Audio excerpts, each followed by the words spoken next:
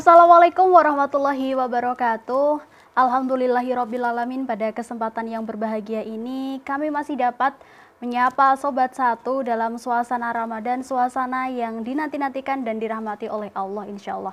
Masih dalam acara Lentera Ramadan, terangi hati, tebar kebaikan. Bersama saya Elistawati, dan pada kesempatan kali ini ditemani oleh rekan saya. Halo Sobat Satu, saya Bibin dan saya akan menemani Elis beberapa menit ke depan, dan tentunya kita akan membahas beberapa topik yang mungkin ini seru, Elis. Betul. Jadi ini bakalan seru. Jadi teman-teman Sobat Satu harus memperhatikan ini. Betul. Dan kita tidak hanya akan berdua ya, Bin. Betul. Mari kita sambut, di tengah-tengah kita sudah hadir Ibu Lailatul Zuhriya, Magister Filsafat Islam. Assalamualaikum Ibu. Waalaikumsalam.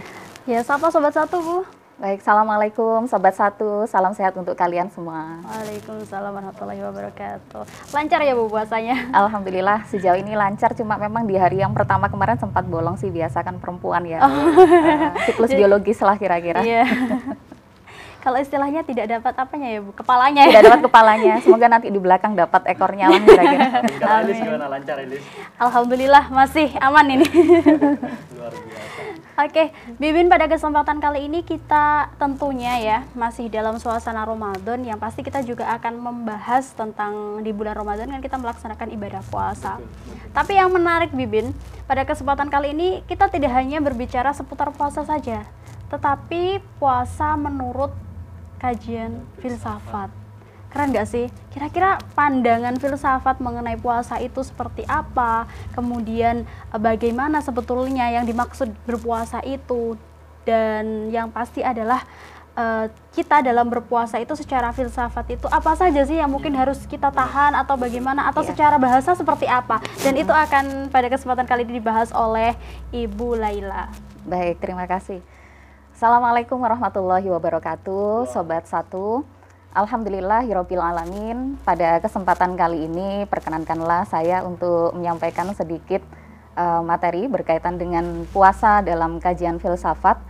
Tentu puasa ini adalah salah satu ibadah yang istimewa bagi kita semuanya. Kenapa kita katakan istimewa? Karena memang ibadah ini adalah ibadah yang nggak bisa ditawar-tawar bagi semuanya. Baik itu laki-laki maupun perempuan. Di sini kita mungkin bisa melihat ya, kalau misalkan kita tinjau dari feminisme gitu ya, bahwa ternyata ada sebuah nilai-nilai kesetaraan dalam puasa, bahwa puasa itu tidak hanya khusus bagi laki-laki yang bisa mendapatkan hikmah, tetapi juga perempuan juga bisa mendapatkan hikmah, dan siapapun diwajibkan puasa selama itu memenuhi syarat. Dan kemudian ada sesuatu yang istimewa ketika kita mengkaji tentang puasa itu dalam pemikiran Imam Al-Ghazali, salah satu filsuf Muslim gitu ya. Dikatakan bahwa puasa ini merupakan ibadah yang istimewa, yang jika diibaratkan itu ibaratnya seperti sebuah tanah haram. Tanah haram itu kan penuh dengan kemuliaan gitu ya, tanah haram, dan juga dalam hal ini adalah Masjidil Haram. Memang di dunia ini ada banyak sekali masjid gitu ya, dan semua masjid itu merupakan rumahnya Allah gitu. Tapi ada masjid yang diistimewakan, karena apa? Karena ini dianggap sebagai rumahnya Allah gitu ya. Nah, ibaratnya puasa itu juga seperti itu. Jadi dari sekian banyak ibadah, puasa itu ibaratnya seperti Masjidil Haram itu. Jadi dia itu sangat istimewa sekali, dan sangat rugi sekali ketika kita itu melewatkan bulan puasa ini hanya dengan menyambut sukacita untuk mendapatkan takjil tapi nggak puasa gitu ya. Nah, hari ini kan banyak sekali yang kemudian war takjil gitu ya, dan lain sebagainya, padahal dia nggak puasa gitu. Terus kadang-kadang pura-pura datang ke masjid, ke musola hanya mendapatkan takjil itu sendiri, seperti itu.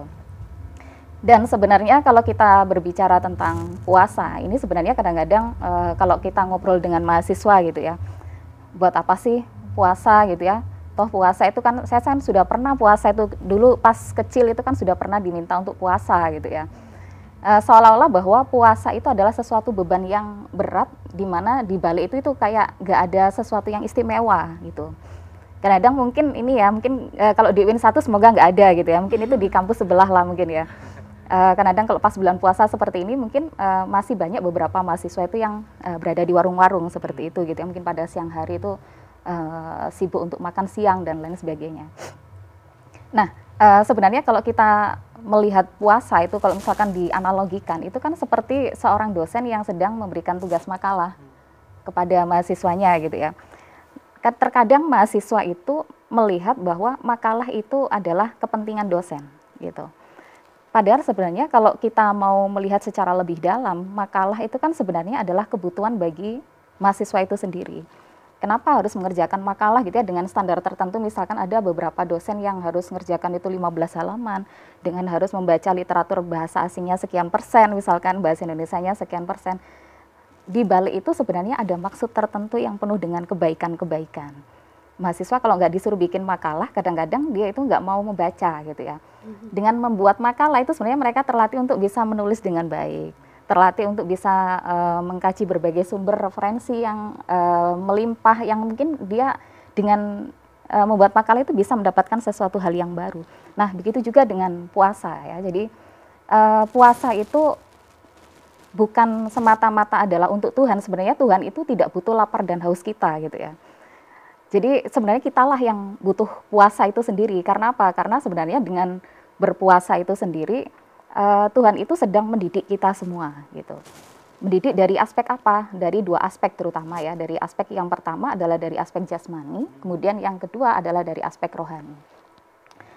Bayangkan misalkan ketika kita itu dalam 1 bulan ya, dalam sisi rohani saja kita diminta untuk menahan, karena puasa itu kan menahan ya, imsak gitu ya, imsak itu kan menahan. Kita diminta untuk menahan dari segala perkataan buruk, menahan dari jari jemari kita yang nakal, yang biasanya suka julid gitu ya di media sosial misalkan, terus dan dari sesuatu hal yang buruk lainnya. Bayangkan kita itu ternyata dengan seperti itu sebenarnya adalah membuat diri kita menjadi lebih bahagia karena kita tidak menyakiti banyak orang gitu ya. Kemudian dari perspektif jasmani misalkan, dari perspektif jasmani itu sebenarnya puasa itu memberikan manfaat yang luar biasa bagi diri kita. Jangan salah bahwa filsuf Yunani klasik yang mungkin kalian juga pernah tahu yang kita sebut dengan Plato. Plato itu juga suka puasa gitu ya. Dan bahkan Plato itu mengatakan bahwa obat jasmani dan juga obat rohani yang paling bagus itu adalah dengan berpuasa itu sendiri. Dan tidak hanya Plato ya, bahkan gurunya sekalipun Socrates itu pun juga dia berpuasa, karena kata Socrates sebenarnya di dalam tubuh manusia itu ada unsur penyembuh gitu ya. Dan kalau kalian itu kepingin diri kalian itu bisa menyembuhkan diri kalian, itu unsur penyembuh itu ada di dalam diri kalian sendiri. Dengan cara apa? Berpuasa gitu. Mungkin kalian pernah mendengar intermittent fasting gitu ya. Bahwa ternyata ketika kita itu tidak makan sekian jam lamanya, itu ternyata tubuh kita itu secara otomatis menggerogoti sel-sel yang tidak berfungsi, yang rusak gitu ya. Otomatis sel-sel kanker dan hal-hal yang lainnya yang buruk itu di dalam diri kita itu semuanya dibuang. Jadi sebenarnya kalau kita berbicara tentang puasa itu sebenarnya ya bukan kebutuhan Tuhan gitu ya, tetapi sebenarnya kita yang butuh untuk puasa. Jadi dalam 1 tahun, 12 bulan itu mungkin semua kita makan gitu ya, dan tidak hanya makanan bagi jasmani, termasuk makanan bagi rohani gitu ya, sakit hati dan lain sebagainya. Maka saatnya Ramadan ini dengan berpuasa itu adalah saatnya untuk mendetoksifikasi gitu ya, semua baik itu penyakit hati maupun penyakit jasmani, kira-kira seperti itu. Menarik nih Lydia. Tadi sempat saya tangkap Ibu mengenai bahwa puasa itu, di balik puasa itu ada kebaikan yang bisa kita ambil, karena memang ini bukan untuk Allah, tapi untuk kita sendiri begitu. Nah, saya ingin bertanya nih Bu, ini mungkin relate juga untuk teman-teman Sobat Satu, di mana kita mahasiswa terkadang itu kan kita di bulan puasa tetap kuliah. Nah, terkadang kita menjadikan puasa itu kadang menjadikan alasan sebagai untuk bermalas-malasan atau misalkan untuk tidak mengerjakan tugas dengan alasannya puasa, itu bagaimana seperti itu Bu? Oke, baik. Mungkin ini ya, inilah yang kemudian kita itu perlu untuk memahami makna puasa itu sendiri ya, bagi seorang mahasiswa terutama. Kita tahu bahwa mahasiswa itu berbeda dengan siswa. Kalau siswa mungkin tahapannya dia belajarnya masih pada level pemahaman gitu ya. Tetapi kalau sudah mahasiswa itu harusnya sudah sampai pada level makna gitu ya, makna yang paling dalam. Nah, oleh karena itu maka bagaimana kita bisa menjalani puasa ini dengan bahagia meskipun kita itu sedang kuliah? Ya harus dengan pengetahuan gitu, kalau dalam bahasanya Aristoteles ya. Aristoteles itu kan dengan filsafat kebahagiaannya itu mengatakan manusia itu bisa bahagia kalau dia memiliki pengetahuan. Sama dengan mahasiswa. Bagaimana sih supaya kita itu bisa menjalani puasa dengan bahagia meskipun kita sedang kuliah gitu ya, apalagi panas sekali hari ini ya di Tulung Agung, luar biasa sekali panasnya. ya itu tadi, maka jangan sampai kemudian kita itu berhenti belajar gitu ya, berhenti belajar. Maka kajilah puasa itu tidak hanya sekedar definisi, tetapi lebih dalam dari itu, kajilah makna yang terdalam dari puasa. Apa sih sebenarnya makna dari puasa itu, sebenarnya apa yang diinginkan Tuhan itu dengan puasa, sehingga kemudian kita ya harus ikhlas, harus ridho gitu ya, menjalani ini semua, toh itu semua nanti kan akan kembalinya kepada kita semuanya. Kalau kita hanya males-malesan ya malah semakin lapar, kira-kira seperti itu ya. Orang itu kalau nggak gerak itu malah semakin cepat metabolisme tubuh kan, kira-kira seperti itu.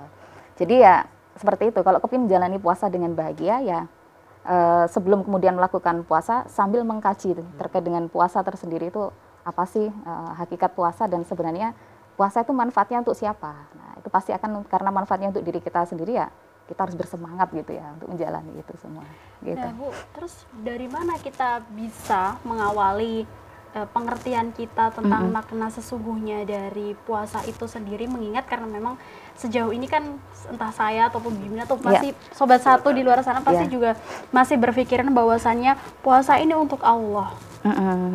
Padahal kan seperti yang panjenengan jelaskan di awal tadi, bahwasannya Tuhan itu tidak butuh lapar dan hausnya kita, tetapi kita yang butuh itu. Terus bagaimana cara, istilahnya apa ya Bu? Cara kita belajar, mendapatkan pengetahuan itu gitu ya. Untuk memulai. Untuk memulai, baik ya. Sebenarnya kita itu kan sudah disajikan ini ya, mata pelajaran fikih dulu ya. Mata pelajaran fikih mulai dari tingkatan SD mungkin sampai dengan SMA gitu ya. Tetapi memang pada pembelajaran fikih itu sayang sekali pada hanya pembahasan pada level-level yang permukaan gitu ya istilahnya ya. Masih pada level syariat. Sebenarnya akan lebih baik tatkala ketika belajar fikih itu juga dibarengi dengan filsafat itu sendiri. Filsafat bukan kemudian dibunyikan filsafat fikih gitu ya. Ini kan jadi bid'ah baru gitu ya di sebuah lembaga pendidikan. Tapi sebenarnya itu adalah tugas bagi seorang guru, karena bagaimanapun kalau kita mengkaji tentang filsafat pendidikan Islam, hakikat seorang guru itu kan adalah membimbing peserta didiknya gitu ya, dari orang yang belum dewasa menjadi orang yang dewasa. Dewasa dalam hal ini termasuk dewasa dalam beragama gitu ya. Nah, dewasa dalam beragama dalam hari ini membutuhkan bimbingan yang intens dari seorang guru. Nah, ini mungkin saya ingin istilahnya jawil gitu ya bagi para guru-guru gitu ya. Bahwa mengajarkan sesuatu, terutama mengajarkan ibadah itu tidak cukup hanya sekedar mengajarkan definisi. Tidak hanya sekedar mengajarkan tentang kaifiyah gitu ya, atau tata cara. Tetapi lebih jauh dari itu, orang itu kalau paham makna, itu otomatis dia itu akan menjalani ibadah itu dengan penuh kesadaran, dengan penuh kebahagiaan, dan dia akan paham bahwa semua hal yang kita lakukan karena Allah itu semuanya akan kembali kepada kita gitu ya. Apalagi kalau kita memahami konsep bahwa ternyata puasa itu juga bagian dari korban gitu ya. Puasa itu kan korban. Karena apa? Mengorbankan waktu gitu ya, mengorbankan diri kita untuk tidak makan, tidak minum, mengorbankan segala waktu kita untuk tidak melakukan aktivitas yang seenaknya sendiri, misalkan seperti itu. Tapi dengan berkorban itu sebenarnya hakikatnya adalah kita menerima gitu ya. Menerima apa? Menerima segala sesuatu yang ternyata melimpah sekali. Kita sehat secara jasmani, kita sehat secara rohani, dan yang paling akhir kita diberikan label sebagai orang-orang yang bertakwa, seperti itu. Jadi ini memang tidak hanya tugas guru ya, tetapi juga kita sebagai mahasiswa juga jangan kemudian menjadi orang yang pasif gitu ya. Puasa itu bukan jadi alasan jadi kita pasif nggak mau belajar, tetapi justru puasa itu harus menjadi semangat bagi kita bahwa kita itu harus menekan sesuatu yang sifatnya malas gitu ya. Karena apa? Karena menekan sesuatu yang sifatnya malas gitu ya.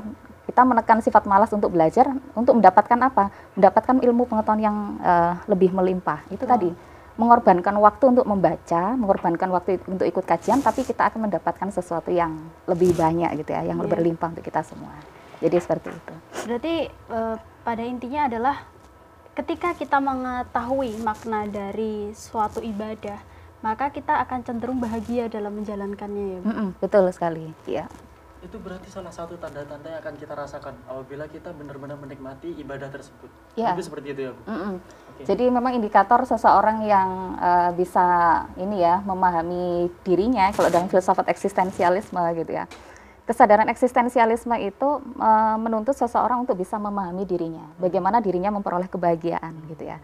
Nah, bagaimana kita bisa memperoleh kebahagiaan kalau kita itu dalam menjalankan suatu aktivitas itu kita tidak ngerti maknanya gitu ya, dan kita nggak ngerti sebenarnya ini untuk siapa gitu ya, dan untuk apa. Nah, jadi seperti itu. Nah Bu, secara pandangan filsafat itu hikmah apa sih sebetulnya yang bisa kita raup dari menjalankan ibadah puasa ini? Oke, jadi dengan menjalankan ibadah puasa itu sebenarnya hikmahnya sangat luar biasa sekali gitu ya. Jadi saya katakan luar biasa karena seperti yang saya sampaikan kepada Mas Bibin dan juga Mbak Elis tadi, bahwa puasa itu hakikatnya adalah sebuah pengorbanan gitu ya. Dan sebuah pengorbanan kalau secara logika harusnya kan kita kehilangan gitu ya. Betul. Tapi sebenarnya ternyata pengorbanan itu bukan berarti kehilangan kalau dalam puasa, tetapi justru kita itu mendapatkan yang berlimpah ruah gitu ya. Yang mungkin ini tidak akan kita sadari karena apa? Karena memang pahala itu dirahasiakan oleh Tuhan itu sendiri gitu ya. Mungkin yang kita rasakan mungkin dalam diri kita ya, kita sehat secara jasmani, kita sehat secara rohani, dan pada akhirnya nanti ketika sudah selesai di bulan Ramadan, kita berharap kita menjadi orang-orang yang kemudian kembali fitri gitu ya, menjadi kembali suci.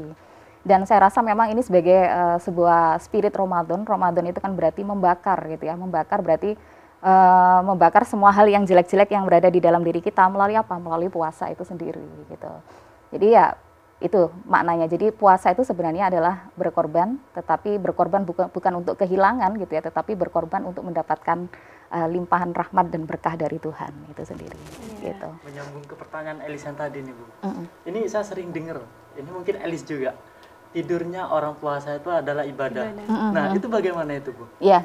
Apakah memang orang berpuasa kemudian terus tidur itu memang apa mendapatkan pahala yang memang melimpah ruah atau bagaimana itu? Iya, baik. Jadi sebenarnya kalau misalkan ada pilihan ya, kalau berpuasa itu kepingin tidur aja gitu ya, ataukah justru memanfaatkan waktu kita itu untuk produktif gitu ya. Kalau sebenarnya kita itu hanya memanfaatkan waktu puasa kita itu hanya untuk tidur, itu rugi sekali. Karena apa? Pertama, rugi energi. Kenapa rugi energi? Karena dengan tidur, metabolisme itu cepat sekali gitu ya. Jadi makanya pernah nggak ketika bangun tidur gitu ya pas puasa, makin lapar gitu ya, lapar banget gitu. Makin lemas gitu ya, karena itu terbakar gitu ya.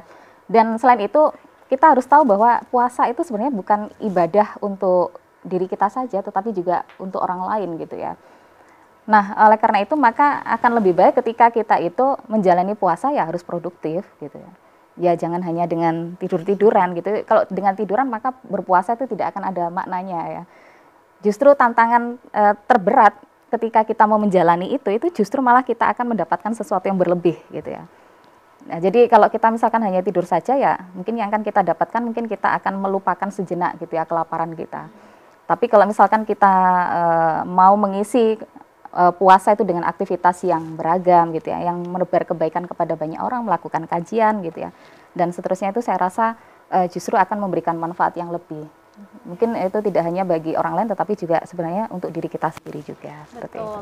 Dan Sobat Satu, kita dengarkan yuk kesimpulan dari Bu Laila tentang topik kita mengenai puasa dalam kajian filsafat pada kesempatan kali ini. Baik, terima kasih. Ya, jadi puasa ini merupakan salah satu ibadah yang luar biasa yang disyariatkan oleh Allah Subhanahu wa taala sebagai ibadah yang istimewa. Tentu ini bukan ibadah yang hampa makna. Tetapi puasa ini adalah ibadah yang syarat dengan makna-makna. Apabila kita menjalani puasa hanya sekedar untuk menahan lapar, tidak melakukan apa-apa, itu menjadi hampa sekali gitu ya hidup kita. Seolah-olah puasa itu kita tidak menemukan apa-apa. Tetapi sejatinya kalau kita berpuasa, kita semakin produktif dengan melakukan berbagai hal, terutama sesuatu yang bersifat memberikan kemaslahatan bagi banyak orang. Tentu puasa kita akan menjadi penuh dengan makna. Dan sekali lagi bahwa berpuasa itu adalah berkorban, dan berkorban itu bukan berarti kita adalah kehilangan, tetapi dengan berpuasa, dengan berkorban, kita justru akan mendapatkan berlimpah ruah kebaikan-kebaikan untuk kita semua. Gitu. Baik, mungkin itu yang bisa sedikit saya sampaikan, dan terima kasih atas perhatiannya. Assalamualaikum warahmatullahi wabarakatuh. Waalaikumsalam warahmatullahi wabarakatuh. Dan itulah teman-teman sekalian yang perlu kita ingat bahwasanya dalam menjalani suatu ibadah ataupun puasa pada kesempatan kali ini tentunya kita harus mendalami terlebih dahulu maknanya agar kita juga bisa merasakan kebahagiaan dalam menjalaninya. Dan itu tadi juga sekaligus menutup perjumpaan kita pada kesempatan kali ini. Jangan lupa untuk terus menyaksikan Lentera Ramadan setiap hari hanya di Satu Televisi. Dan jangan lupa follow semua akun sosial media Satu Televisi di Instagram dan juga subscribe di YouTube. Oke, aku Elis Nawati. Saya Bibin Imam Kalyubi. Dan juga Laila Tuzuria. kami pamit undur diri. Jangan lupa untuk terus saksikan Lentera Ramadan. Terangi hati, tebar kebaikan. Assalamualaikum warahmatullahi wabarakatuh. Waalaikumsalam warahmatullahi wabarakatuh.